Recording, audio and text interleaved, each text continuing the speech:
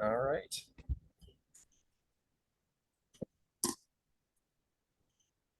Good evening, everybody, and welcome to the first of the fall webinars presented by the North American Cambridge Classics Project.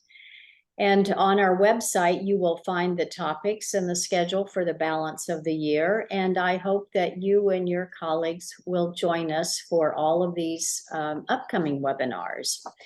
Jenny Blasi and I, Martha Altieri, would like to welcome Patrick Yaggy as our guest presenter this evening.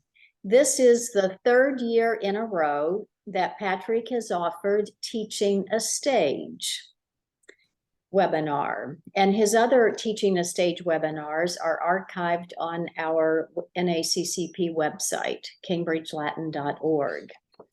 Patrick received an AB and MA in Classics from the University of Georgia and taught in Gwinnett County, Georgia for 17 years. He currently teaches at Basis, Tucson North, and Tucson, Arizona.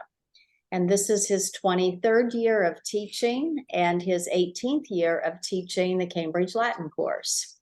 He's also the current chair of the American Classical League Mentoring Program.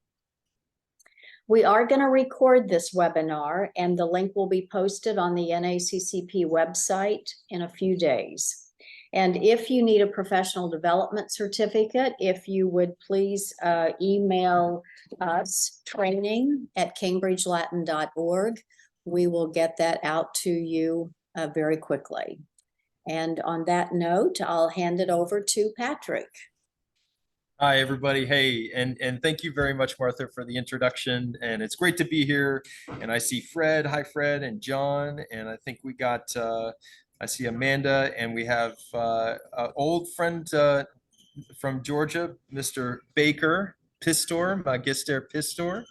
And I'm excited to see you all and glad that you could join us. And if you're watching this recording, I'm glad that you're joining us that way.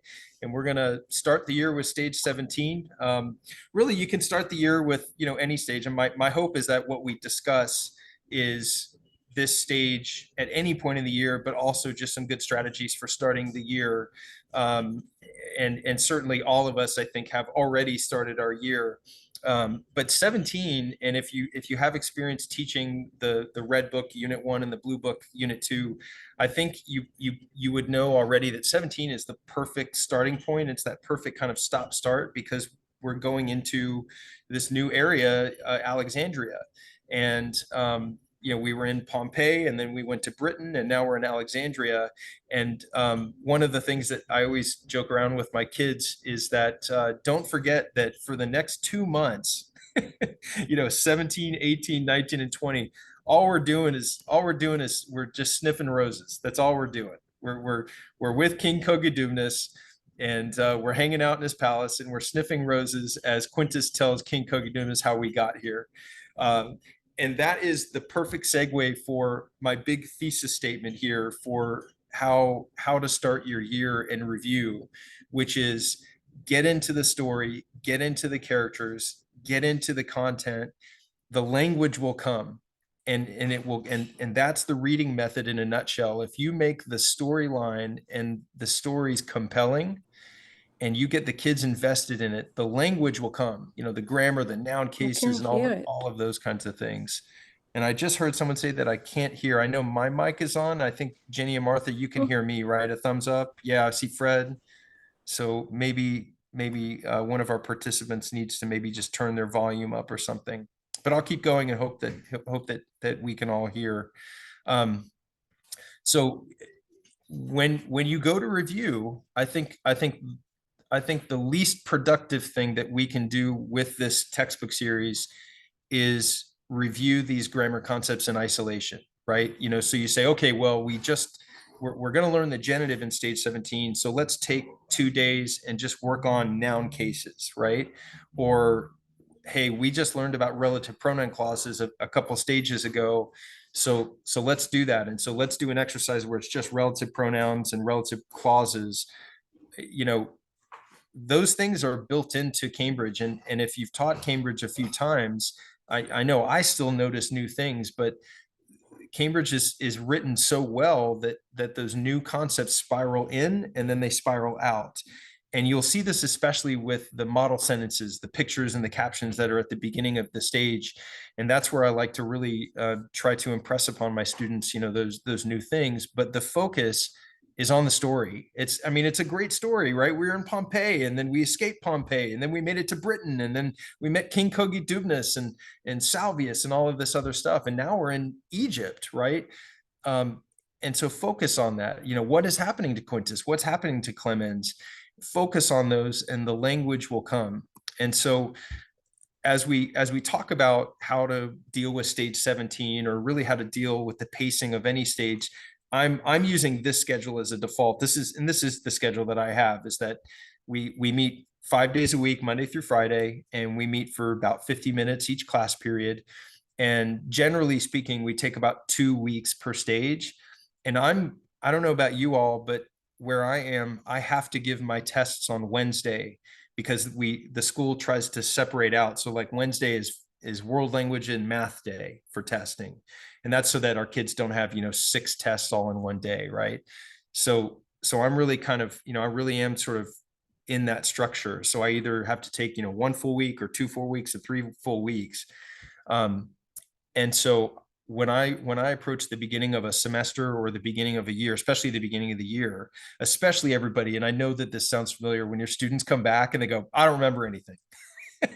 Right? I mean, every student says this. If you, even as an adult, and you've learned you learned a new language from Duolingo or something, right? If you stop Duolingo for 2 weeks, you go, oh, I forgot everything, right? Well, kind of, but you'll get back into it and realize, no, I didn't. No, I didn't. I remember all of this stuff. I just needed to be primed. And so, that's what you're doing with your kids. And especially this first stage, keep going with that next stage, whether it's 17 or whatever, but let the kids, pay attention to how the kids are doing. And if you need to go a little bit more slowly, or if you need to supplement, do that. But keep moving forward here. Even in a stage like this, where we have this massive new language concept, the genitive case, right? But we're not going to even really deal with the genitive in and of itself for a good solid week. But if it does take 3 weeks to do the stage, so be it, right? We're getting them in the storyline, getting them involved.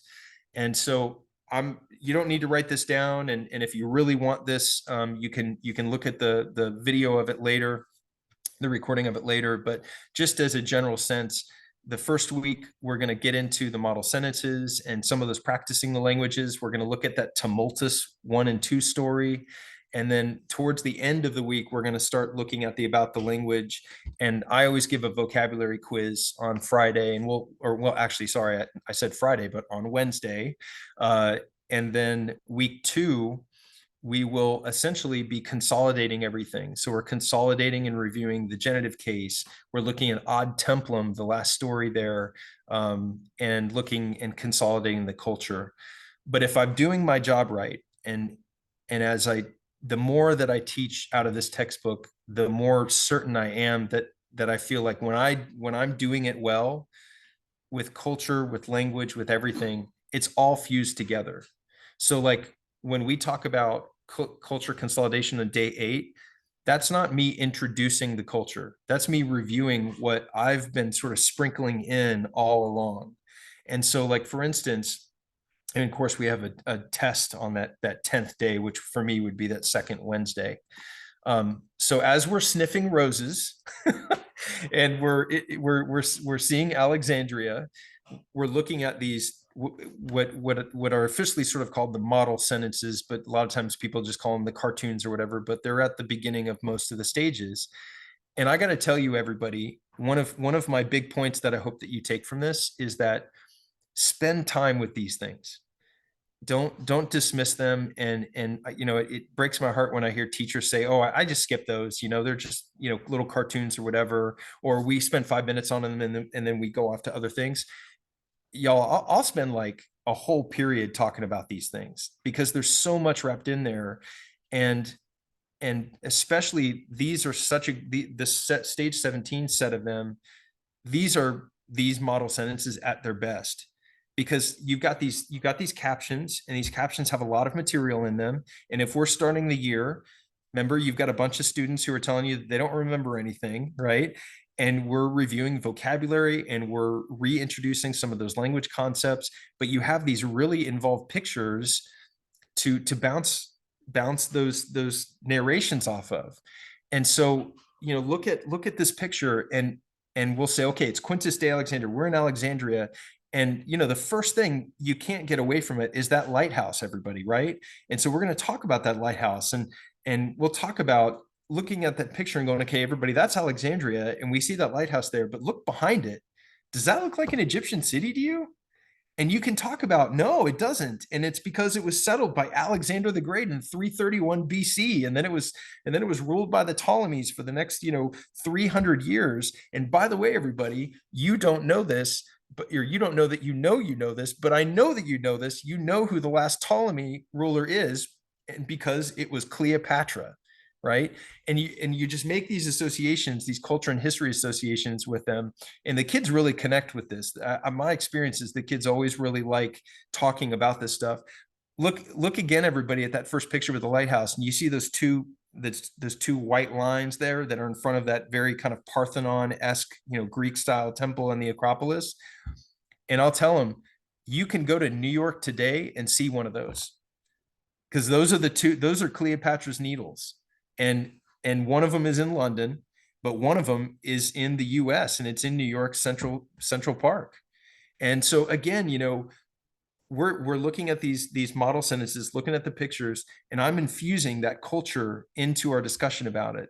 And I might ask the kids, hey, do we know any of the seven wonders of the ancient world? And the kids can, we can talk about the paros as one of those, and talk about how we still don't really quite understand how all those mirrors and everything worked on top of that.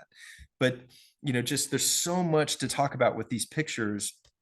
And they're all a great segue into the actual Latin. So look at the first sentence, the Latin, magnum portum habet, right? Well, I don't know about you, but that looks like a Magnus Portus. I mean, that thing looks huge, right?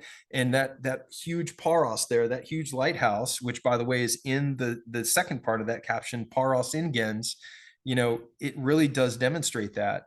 And by the way, everybody, whenever I do these model sentences, I always tell my students, I want your desk completely clear. And we use whiteboards a lot in my classroom. And so the kids will have their whiteboards, and they'll have a whiteboard marker, and the whiteboards are facing down, because if they face up and they're like me, they're going to be drawing on them instead of listening. So I have them face down. But, I might say, look at that next sentence, facile est navibus ad portum pervenire. And I might say, okay, everybody, give me what you think that means. And just, there we go, and we already have infused in this next stage one of the language concepts, using these infinitives and these infinitive phrasings, and this impersonal construction, this it is easy for something to do something. And I'm just checking to see where they are in that, and if that's something that I need to pay attention to as we move forward. And so, it's easy for the ships to arrive at the harbor or at the port. I also like to do that because pervenire, for whatever reason, is always just a really hard word for my students to remember. Just year after year, it's just one of those words. It's like kedo, ketera, and all of the compounds of that verb. Just a hard verb to remember for the kids.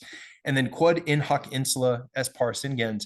And this is where I might say, like, hey, everybody, in hoc insula, is it in this island or that island? Do you guys remember that? The demonstrative pronouns there that we talked about, last year or last semester or whatever. And just do maybe a chorus call and response to keep the flow of these model sentences going. And then multi-naves. Now, everybody, look, are there multi-naves in that picture? No, there's duo naves or duai naves. But let's face it, there's multi-naves because it's a huge port. And in that Portu Alexandria I assumed. Now, look, you and I know, because we're Latin teachers and we've done this before, Alexandria is genitive, right? Your kids don't know that. They've never heard the word genitive. Now, maybe if they took the National Latin Exam one previous year, or earlier in the year, maybe they knew that. But they don't remember, they don't know the word genitive. And I'm going to slip this in there, and I'm going to try and slip this in there in a way that they deal with Alexandria without even thinking about it. So I might go, okay, there are many ships, right? Not really, there's two, but let's pretend there's many. And where are they, everybody? And in Porto Alexandria, and they'll go, yeah, in the in the Alexandrian port. And I'll go, yep, in the port of Alexandria, you got it. Or I might have a student write on their, maybe I'll ask them to write it on their whiteboard and they'll say like, in the harbor of Alexandria. And if they do that, I'm not going to say the word genitive. I'm not going to talk about cases. I'm not going to talk about possession. But boy, if they get Alexandrian Harbor, or if they get the harbor of Alexandria, I'm going to praise them like they've never been praised before. And then when we see that in part two, and sorry, I've got to move my view of all of our participants here so I can see. There we go. So I can see the second caption. But notice we've got urbis down there. If you look down there below, we've got urbis. And again, it's another word where it's very obvious what the word is because we see it in the first sentence, we see it in the second sentence in the accusative, we see it in the fourth sentence in the accusative, and in the fifth sentence, we see it in that different way.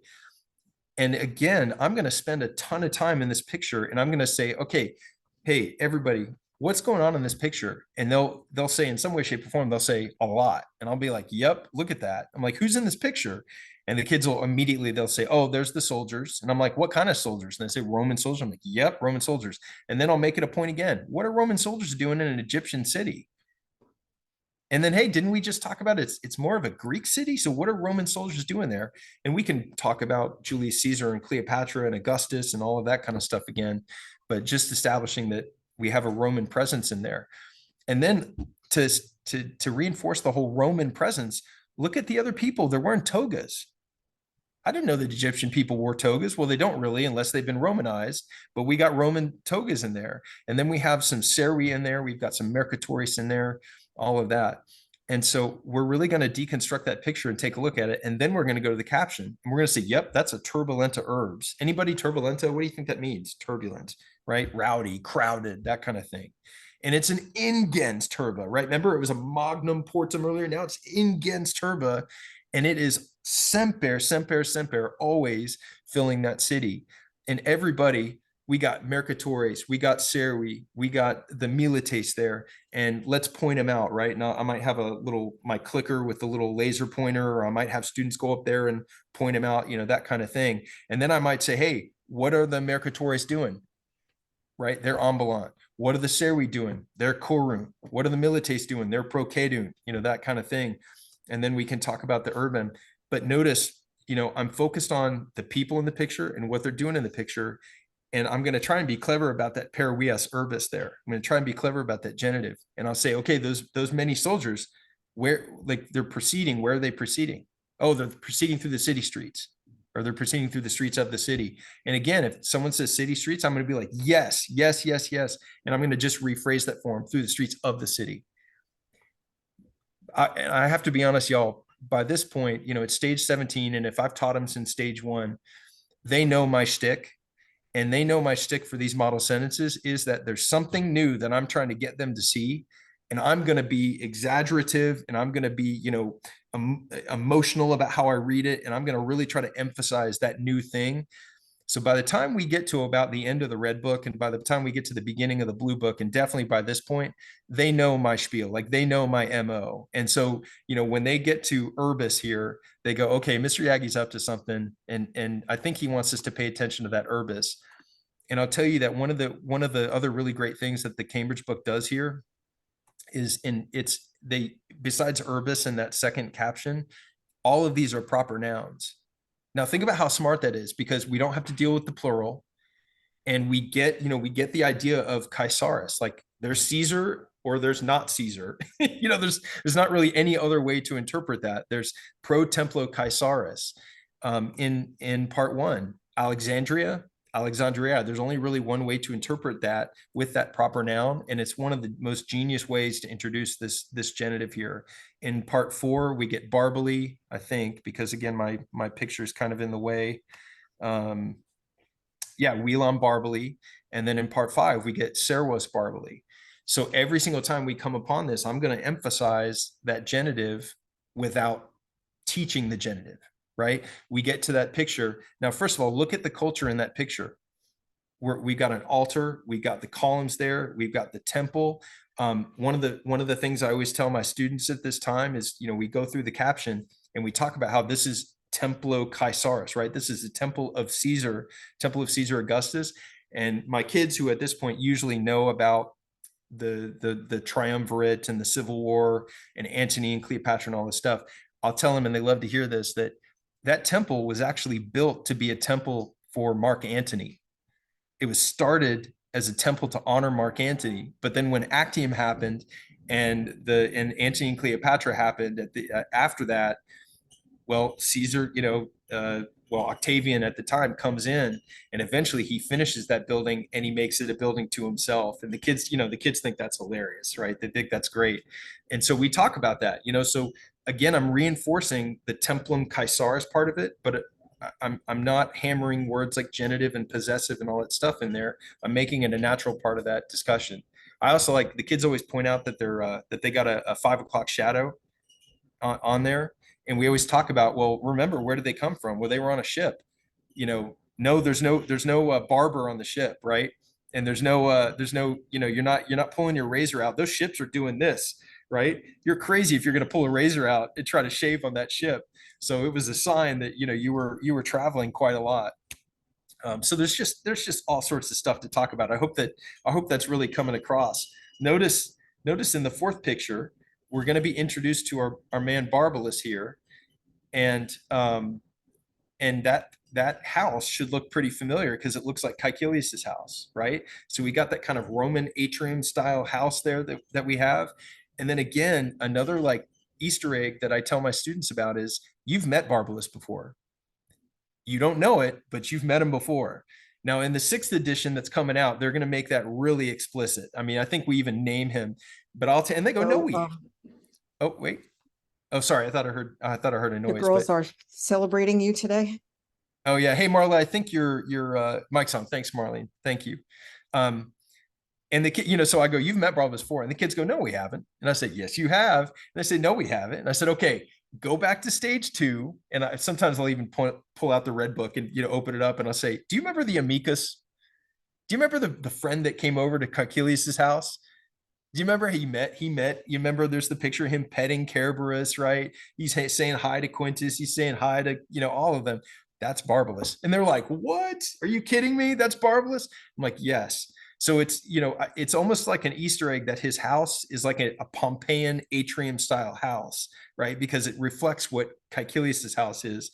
Anyway, notice though, in my discussion, I'm talking about Barbalus's house, right?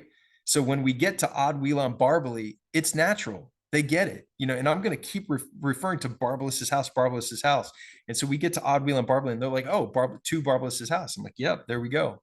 And then we see another example, that facile erat mihi Whelan invenere. So we see another example of that infinitive phrasing there. It was easy for me to find the house because. And so we're going to keep reviewing those language items, but we're doing it in a story. We're doing it in context, and that's what this book does so well. Same thing in 5, we got decorum est, right? It is fitting, it is right, it is proper for you to have a serum Aegyptium, an Egyptian enslaved person there. And so then we have, well, inter servus Barbali, right? Among Barbalus's enslaved people was this puer Aegyptius. And so this, I think, gosh, we've been talking for, 20 minutes now, and everybody, we've been talking about these model sentences, and that's how important those things are. And so please, please, please, please make those important in your classroom, because they can really do a lot of the teaching for you, and the kids will kind of get it. And when you go back to, when you get to that about the language and you start talking about the genitive and explicit terms, go back to those and say, hey, you know this already. Now, day 1, still on day 1, everybody. I promise we won't take this long and all the rest of them. But, I'm going to finish with some verb tense review, some subject verb agreement, that kind of thing. We'll look at these and last maybe 15 minutes of the class period, just try to work on some of that stuff. You do have a character, Diogenes, who comes into the storyline here, but it shouldn't interfere too much with your students' understanding of these sentences here. Day 2, infinitive phrasing. I'll start the class with volo and nolo and possum. Notice in the exercise there's no nolo, but I go ahead just because they know that already. And if volo, for instance, fills in the blank, I'll say, okay, what does it mean if it's nolo? Just to try to get nolo in there too, and just kind of remind them that nolo exists. By the way, another I think important thing is kind of a clever part of, I think, maybe why Nolo is not in here, is because then we don't have to kind of deal with like known Weiss and known Wolt and that sort of weird phrasing, or I mean, not weird to us, but weird to a 13-year-old, right? And so I think that's why they left that out. So we're getting back into some of that infinitive phrasing there. And then everybody, we're starting with our first story. Whether it's this story or any other story, I want you to think about these stories as having a pre-reading, a reading, and a post-reading activity. And I want you to think of the pre-reading as this is your movie trailer, right? So you're trying to get them invested in the story. So you're trying to do something that doesn't take a lot of time, doesn't get into the nitty-gritty very much, and just gets them invested in, hey, this is what we're reading. And so my pre-reading, and it could be a bunch of things, but for pre-reading, I always like to just read it out loud and read it really expressively. I'll have this up on my board, and notice that right away we got in Wheela Barbally, and I'll say, hey, everybody, in whose house? Barbalus's house. There's only one way to answer that, everybody. In whose house? And so already, I'm getting on that genitive, even though we're not talking about the genitive, but I'm putting that front and center. And so, hey, habitam du, and I keep using all of these gestures and everything to really try to get across the ideas. And I'll say, ad urbem cum servo condom. Hey, everybody, who's the servus? Oh yeah, it's this guy. Remember this guy, the puera Aegyptius? It's that guy. And I'll say, okay, cum servo quondam contendi quod Clementem visitari volebam. And I'll say, hey, everybody, who's Clemens? Remember who's Clemens? And we'll talk about him. And why are we visiting Clemens? I thought we were with Clemens. Wasn't Clemens with us? Oh, no. Ille tabernam prope portum Alexandriae posede bat. Ooh, everybody, tell me about it. Oh, he had a taberna. Hey, everybody, where was the taberna? In a harbor. Where was that harbor? Oh, Alexandria's harbor. Getting that genitive into the discussion constantly. Another thing I like to do is, especially in that second paragraph, get those whiteboards out. Remember, no notes. Kids, eyes on you. We're interacting. We're doing chorus, call, and response. I might pick on a few people, popcorn around the room, but we get those whiteboards out. And look at that second paragraph. In urbe erat ingens multitudo. We're just recapitulating what we read yesterday, everybody. And I'll say, okay, draw it. Mercatores perivias ambulaban et negotium inter se agemant. Feminae, anculae, tabernarii, servi. I mean, we've got all of those. And I'll say, draw it. Give you 3-4 minutes. And I always call it stick figure theater, because I don't want them to get wrapped up in, trying to make really pretty drawings of people. Make them stick figures.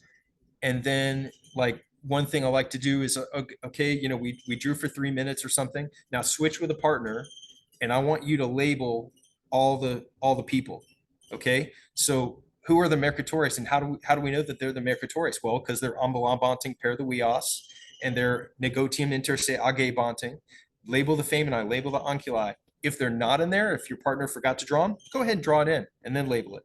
That kind of thing. But we're just getting the big picture here of what's going on. And we're talking about this maxima multitudo, right? This multitudo erat maxima. And then we can get into the other parts of the story, talking about the dialogue here that happens. Melius es nobis ad Wheelam barbally revenire. Hey, everybody, I don't know if we remember Melius es, but your book gives it to you here. It would be better for who to do what? Oh, it'd be better for us to revenire ad Wheelam barbally. And there's another example of a genitive, but it's an example of a genitive we've seen 3 or 4 times before. So by this point, I think the kids usually get it. And then look at the parallelism in that next line, everybody. Ad tabernam Clementis, to the house of Barbalus, to the shop of Clemens. And the kids definitely, they usually make that connection there. But the thing that I'm really focused on with this pre-reading is this poor Egyptian puer is telling them, we need to get the heck out of here. And we read through, and we gesture, and we get involved, and we do kind of a quick reading. I mean, we're talking no more than maybe 10 minutes, just kind of getting the big picture of this thing. And the question that I always like to leave the kids with is, when we get to the bottom of this, is, what do you think is going to happen? Now, look, we've been in Kogidumnus's palace, and we had some dummy named Bulimachus try to train a bear to attack somebody. We've had a lot of stuff happen. What do you think is going to happen in the story? The kids get it immediately. They say, oh, it's going to go down. There's something really terrible that's about to happen. And I say, you know what? You're right. So I'm going to make them wait, because we're going to go on to, to another story. But that was really that 10-minute preview of what was going on. Maybe the actual reading part of it is, hey, we split them into groups and you translate 3 or 4 lines with your group. Or maybe it's, you make a cloze exercise. I don't know if we've heard that term before, everybody. Cloze, CLOZE. It's basically you just have a translation of the story, but you put blanks in there in key points. Now look at, for instance, the first blank that I've got. I was living in blank house. And of course, the genitive word, the barbally word, is the word that I want them to fill in the blank with, right? So we're putting blanks in strategic parts to really focus the learning and also not make it, too difficult. We want them to get the flow of the story and get in there and get some of the finer details though through that second reading of the story. And then we'll finish the day with basically like, okay, name that noun. Now look, this might just be me, a personality thing or kind of idiosyncrasy from my class, but I always use this worksheet as a reverse psychology trick. So I'll say, hey, everybody, here's, and I can't remember how many there are. I just put 4 or 5 because it's what fit on the page so we could see it in this presentation, but there might be 10. I can't remember. But I'll say, hey, everybody, don't you worry about number 1. Put a big X through number 1. Don't you worry about number 3. Put a big X through number 3. And just do the other ones. Now, look, 75% of your class is just going to do the other ones, and they're going to say, hey, Mr. Yaggy told me not to do it. Boom, I'm done. Nothing more needs to be said. But you're going to have a group, and you all have them in that class. It might be 1 student, it might be 3 students, but you're going to have a group that says, why did he tell us not to do those? And then they're going to look at Barbally and they go, oh, we've seen that before. And then they're going to look at those cases and they'll go, genitive? What is genitive? And so you'll have a kid raise her hand or raise his hand and say, Mr. Yaggy, what's going on there? And you say, oh, don't worry about it. We'll talk about it later. Or, oh yeah, Barbaly's genitive. That's right. Good job. We'll talk about it later. Now you might have that student that says, nope, I want to know now. And you say, okay, talk to me after class. I'll give you the 1-minute version, and all the better for that one student. But everybody kind of realizes, okay, there's something going on there with that genitive word. And that's why we're setting up for when day 4, when we get to the actual about the language there. So a little reverse psychology never hurts in that kind of post-reading activity there. Tumultus 2, much easier kind of conversation. We've got some really great comprehension questions for that. And if you notice, everybody, in those comprehension questions, they're focused on the people. What was the old man doing? What was the crowd doing? What do you think Quintus was worried about? We're focused on the people there because this is a very people story. And if you've read this story, you know that Egyptian puer dies at the end. And it does such a good job at getting them invested in the characters and getting them invested in what happens and, making them sad when they find out what happens to that Egyptian puer. So day 3, post reading. Okay, what happened? This is a true, false. Here's a statement. Tell me if it's true. Tell me if it's false. Just a little insider information, everybody, for someone who's done this. Your students, if you give this to them, and by the way, these are the Activity Master worksheets that I'm using. And very purposely, I should have said this at the beginning, but very purposely, I'm trying to limit my resources here because I don't want us to go off into discussions about GimKit or BlueKit or Pear Deck or all of those other really wonderful resources, which I use all the time. But I really wanted us just to kind of focus on the book and these Activity Masters worksheets that you can get through the Cambridge website. But this true false worksheet is really good because you can tell whether the statement's true or false. But then the thing that my students always forget is that last little direction there. It says, si falsum est corrige. So if it's false, fix it, make it true.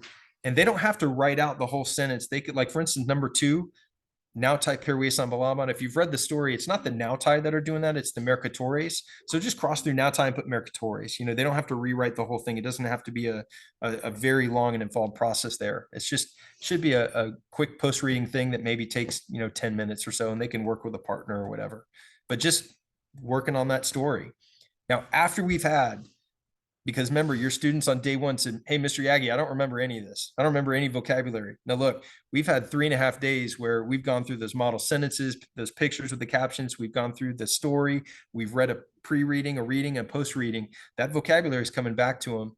And so I think all of us deal with this differently. I always give a vocab quiz on that that end of that first week. So for me, a Wednesday, that fifth day. But you do whatever you do. So do you use a GIMP kit, or do you use the vocabulary tester on the Cambridge website, crossword puzzle? But I always do try to focus a little bit on that vocabulary. Now I'll tell you the least Cambridge thing that I do, and Martha and Jenny, I hope you don't mind me saying this, the least Cambridge thing that I do is my vocab quizzes I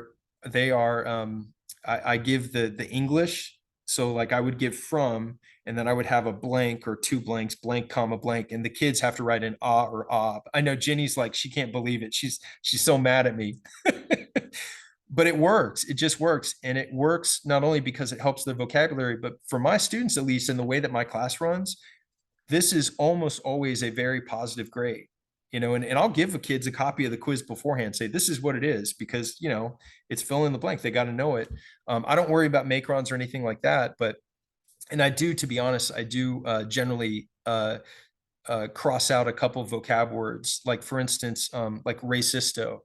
I don't put that on the vocab quiz because I don't think it takes a lot for us to understand that word means resist. So I say, okay, we're not going to worry about that one. We're not going to worry about these 3 or 4. I try to make it a manageable chunk, but I do it English to Latin. You're taking away from the ones that they'll obviously get right. I know. Well, okay, that's the other way of looking at it, isn't it? But no. They get it. They get it. Now, here's the other thing. Here's how I make it harder. And I promise this isn't nearly as hard as it looks. The other part of the vocab quiz is I call them the model sentences, which is a problem because I also call the pictures with the captions model sentences. But instead of my students memorizing charts of things, I don't want them to memorize charts. That's not a Cambridge thing. That's not a Cambridge way. We don't want them. This isn't Wheelock's Latin.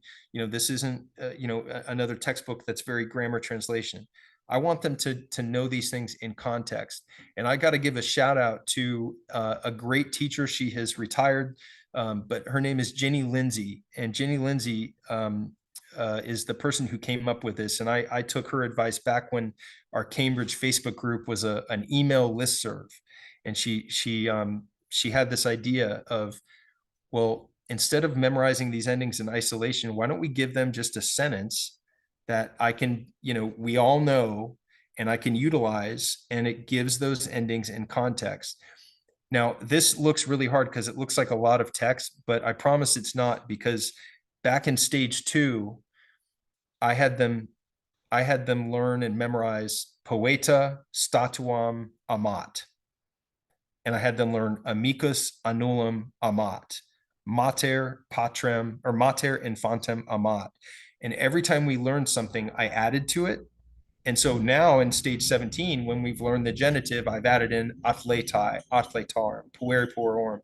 So this, Ginny said, oh, the thing that you'd get right, this is the thing that, if they miss a few words, this buoys their grade, because there's so many points, there's 36 points here, and they get it, they know it. And the kids really do understand and know their case endings pretty well, except boy, and teachers who've been doing this for a while, patris, patrum, the genitive is and the genitive yeah.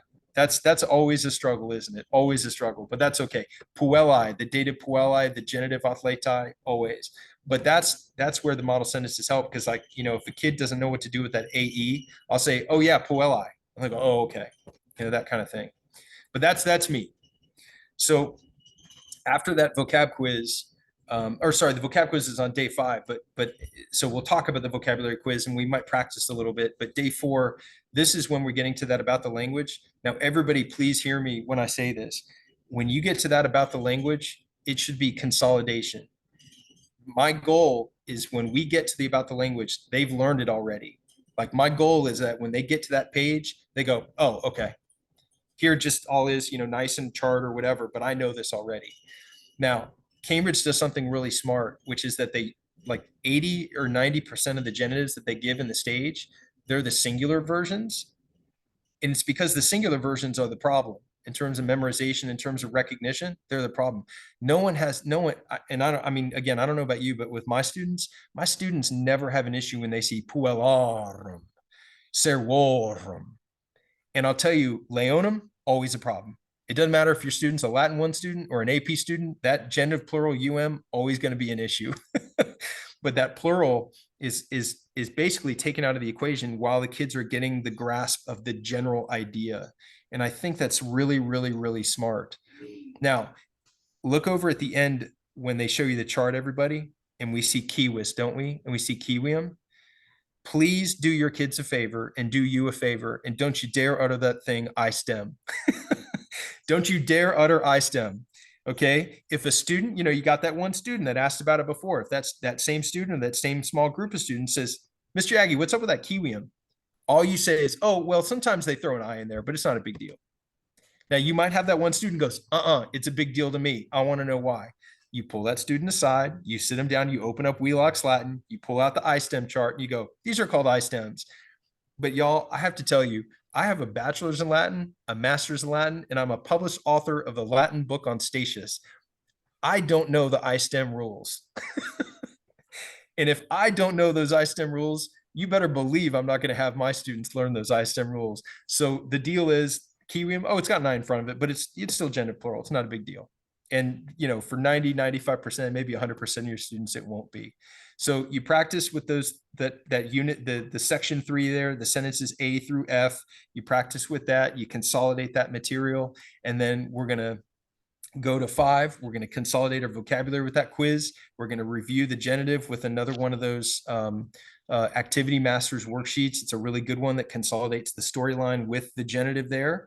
And then we're on to week 2. And everybody, week 2, really, honestly, it is about consolidation. I keep saying that word over and over again, but we pretty much learned it all. So we're gonna keep practicing with that genitive because that's a new case. That's a big deal. So we're gonna keep giving the kids that input, and we're gonna read that story ad templum, which is a great story. If you have to, the Cambridge Teachers Edition says, okay, you can not teach ad templum because it doesn't add to the great novel, the great Cambridge Latin novel. But I always really hope that I can teach that story because I like it so much. And then we're going to consolidate. Notice not introduce, but we're going to consolidate all of those little things. When I student taught for a guy who was a brilliant teacher, Bobby Gornella, Gwinnett County, Georgia. And he had this wonderful little saying. He would say, things we learn on the way to learning other things. And it would roll off his tongue like poetry, things we learn on the way to learning other things. I always approach the culture and the history as things we learn on the way to learning other things. But if you keep learning those things on the way to learning the other things, they become the things themselves. I don't know if that made any sense, but by the time we get to day 8, we are recalling all of those things. And we're consolidating all of that culture, but we're not introducing it for the first time. And then, of course, we're reviewing for the test and we're taking the test. So again, day 6, we're consolidating the genitive. We're talking about the genitive singular, genitive plural, trying to get a sense of how the kids, really have grabbed onto that knowledge. Looking at the various concepts here, or the various cases with the various nouns that we have in the word bank. But notice that this worksheet is a really good worksheet because now we're producing the forms, and that's always the hardest part, isn't it? Right? We're producing the forms. So we're really getting a sense of, okay, do the kids know this? Right?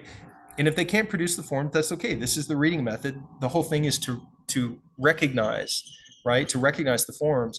But this is a really good test to see, okay, do they recognize Dei and understand that that's a genitive idea? We understand that means of the goddess, that kind of thing. So it's a good kind of, one last little test here to see where we are. Ad templum, there's a ton of ways to do the story. I would love here just to take a few minutes, and I don't want to take up all of our time here, but just a few minutes. And I wonder, does anybody, and you can just unmute and say, like, does anybody have a go-to way, if you've taught this story a bunch of times, does anybody have a go-to way of telling you of how to deal with this story? And if not, that's okay too. But I wonder. Let's see here. I'm just kind of going through here. I don't see any hands raised or anything. Well, I'll tell you, everybody, the way that I deal with this story, it's set up like a play, right? We've got the characters and their dialogue. And this story is great because it's based on a satire by Horace about a guy who has just got the personality of a plank of wood. This is why he's called Plonkus in the story, because he's like a plank of wood, and he's just so annoying, and he's a know-it-all. And what better way for your students to get up there and ham it up than act like this guy that thinks he's a know-it-all, and he's going, oh, salve, mi dolcissime, quid hodie august. And I just get him up there and I say, okay, convince me that you know what this means by your actions. So, when Barbalus says minime, you go like this, minime, ad templum, seropetus, emus, right? And we just really emphasize and like mime those actions, and just exaggerate and just get everybody laughing and really get through the story. Now, some of your students don't want to do that. It's a nightmare for some of your students to get up in front of other students and ham it up, and that's fine. Maybe it's okay. This group over here, maybe you divide it into 5 sections and you translate it, or maybe you come up with comprehension questions, and then we can do those comprehension questions the next day, that kind of thing. But there's a lot of different ways to deal with this story, but it's a really funny story, and whatever way you deal with it, I do hope that you deal with it kind of, at pace, because it's supposed to be that way. There's a lot of humor in it, and Barbalus is just like, oh my gosh, I just can't get rid of this guy. Obstinatior, look at line 20, everybody. Obstinatior quam asinus, right? I mean, just brilliant. It's such a good story, and it's a great way to consolidate, all of this. But it is a long story, right? It's 35 lines. So you want to try to come at it in a way that, doesn't bog you down in it. If you have to, of course, you can, keep working on that 8th day, and I've built in some room in the schedule for that. But we want to come back to the genitive one more time here. Day 7, Aegyptiorum. Notice all the choices. Each choice is genitive. It's just whether it's singular or plural. So we really get a lot of that reinforcement of those case endings. And then day 8, we're looking at culture. And again, I just want to emphasize, this is the Activity Masters worksheet, and it's a ton of questions taking you through the essay that's in the book. But what I'm kind of hoping is that we talk this out and we say, hey, do we remember what family ruled Alexandria? Remember on like Tuesday last week when I talked about this that one time? I don't expect anybody to remember that it was the Ptolemies, but maybe somebody does. Maybe we can work on this together in that worksheet. So work on the culture consolidation. This thing, and I have to tell you, I have to admit, I've never done this in class, but I want to do this now. I was working on this, on this webinar, and I was looking at all of the Activity Masters worksheets, and y'all, I'm doing this next time we do stage 17 in my class. It's basically just Uno. And I don't know if you can see it on your computer screens, but on the right-hand side, you've got forms of Puella, then you got forms of Serwis and forms of Leo. And then you've got on the left-hand side, the sort of special cards. And basically what you do is you deal like 5 cards to each student, groups of 5 or something. And you turn over, you have the deck in the middle, and you turn over a card, and let's say that card is Puella. Well, the person who's next has to put down a form of Puella on top of it, or has to put down a nominative singular, so Serwis or Leo. So we're working with those case endings.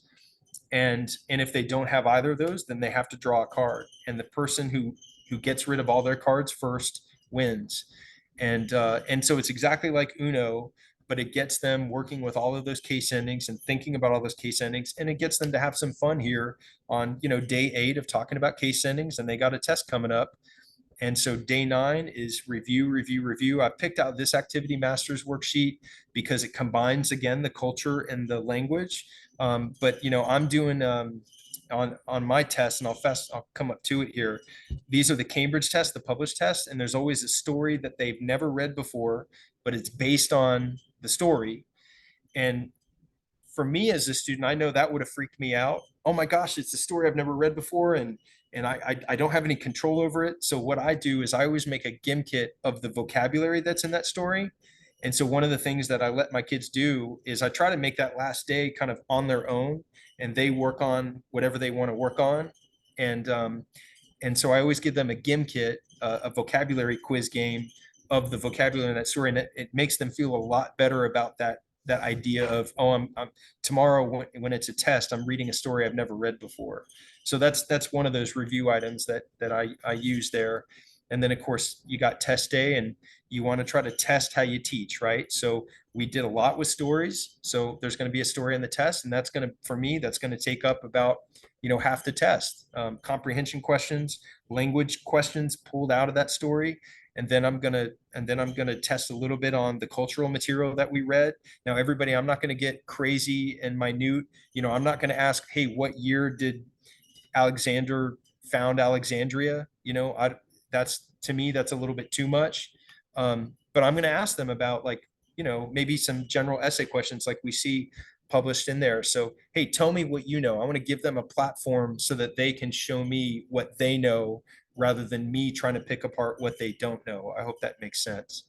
Um, and then of course I'm going to ask them, language questions and vocabulary questions, all of that kind of thing. So I know that was a really quick kind of run through, but I was hoping, and I've got 51 after, I've got 9 till, and I would love it, participants, if you want to ask a question here, if I went over anything too fast, or you do something, or I would love to hear from you and talk about, just what you need with this stage, or what you need beginning of the year. So I'd love to kind of throw the floor open to you all. What do we think? Well, can I ask something while they're thinking? Yeah, absolutely, Jamie. Yeah. Okay, so you've done all that and you've moved them along through the stage. What happens if you get to the end of this stage and it's clear that some kids really still are struggling to remember? Do you stay in the stage longer, or do you kind of do the almost some? Oh, right. Yeah. I think we have to keep remembering that, that Cambridge keeps spiraling the material, right?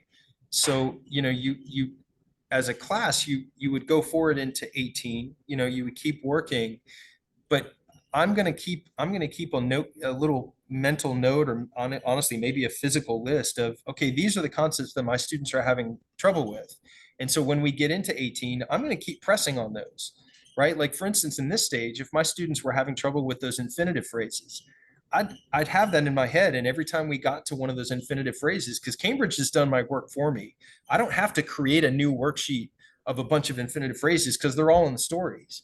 So Right. I'm going to emphasize those infinitive phrases. Or in the next stage, I'm going to keep, now I don't need a student to tell me that they need to keep having practice with genitive, because they all need to keep having practice with genitive. So I'm going to keep pulling those genitives out as we read through the rest of the novel here in the unit 2 book, and keep giving them chances to succeed with those genitive endings.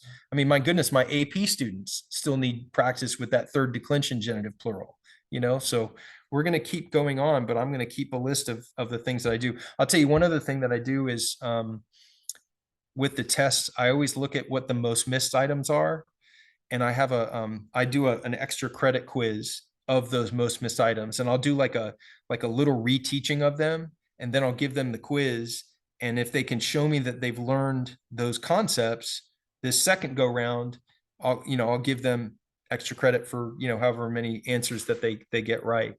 So yeah, you always want to keep cycling through those concepts and keep giving your kids chances to succeed. Keep giving your kids chances to show that they've understood it. Yeah, that's a great question. Thank you. Let me just add to that, as we've often said during summer workshops, it's not all created equal. So just because something's even a language point, you're the experienced one. You've taught AP, you've taught other levels of the course.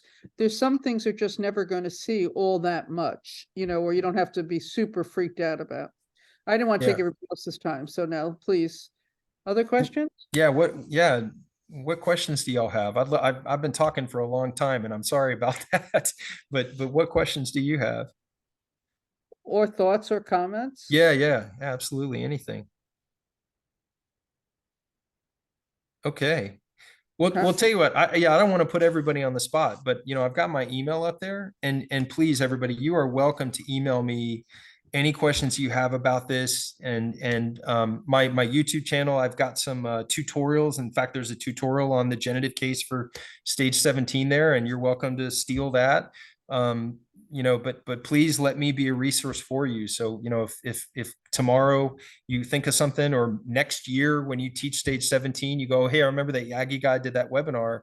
you know, contact me. I'd be glad to help. And Brian Baker, I'm always there for you, buddy. And I would just like to make a comment about vocabulary. You told us how you tested the vocabulary from English to Latin. And a lot of that is knowing who is in front of you. That works great for Yeah. your students, and that's what you have worked with them on from the get-go. But in reading comprehension, we really like to promote the idea of testing vocabulary in the context of sentences, which is exactly that piece of it that you are doing, that you got and gave credit to Jenny Lindsay for. Yeah. So, that's always a big question that comes up. How do you deal with vocabulary? And we know it's an issue for every teacher teaching Latin.